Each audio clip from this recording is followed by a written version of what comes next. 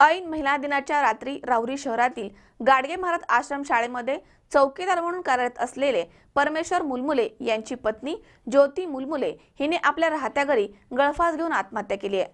दरम्यान आपल्या मुलीचा मृतदेह पाहून आई वडिलांनी मोठा हंबरडा फोडलाय।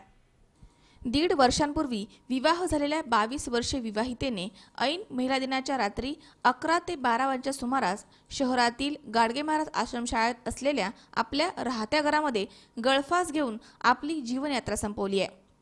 राहुरी शहरातील गाडगे महाराज आश्रम शाळेमध्ये चौकीदार म्हणून कार्यरत असलेल्या परमेश्वर निवृत्ती मुलमुले यांची पत्नी ज्योती परमेश्वर मुलमुले हिने आश्रम शाळेतील कर्मचारी निवासस्थान असलेल्या आपल्या राहत्या घरामध्ये रात्रीच्या सुमारास साडीने गळफास घेऊन आत्महत्या केली आहे। ज्योती हिचे माहेर अंबेजोगाई तालुक्यामध्ये सोमनाथ बोरगाव आहे। 1.5 वर्षांपूर्वी श्रीगोंदा तालुक्यातील हनुमाननगर येथील परमेश्वर मुलमुले याच्याशी तिचा विवाह झाला होता। ज्योतीच्या आईवडिलांची परिस्थिती अत्यंत हालाकीची आहे। ते मोलमजुरी करून उदरनिर्वाह करतायत।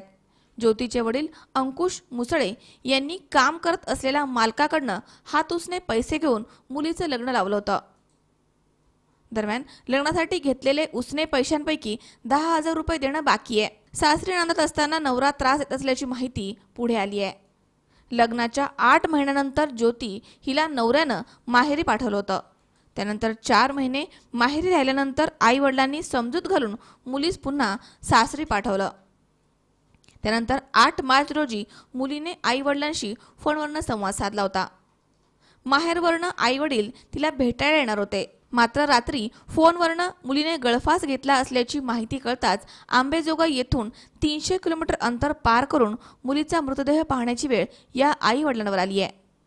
मुलीचा मृतदेह पाहून आई वडिलांनी मोठा हंबरडा फोडला। 2 महिन्यांपूर्वी मयत ज्योती हिनं नवरा त्रास देत असल्याची लेखी तक्रार राहुरी पोलिसांमध्ये दाखल केल्याचे समजत आहे। दरम्यान या घटनेबाबत दुपारी उशिरापर्यंत राहुरी पोलीस स्टेशनमध्ये गुन्हा दाखल करण्याचं काम सुरू होतं। मनोज साळवे, सतीश फुलसौंदर, C24 तास, राहुरी।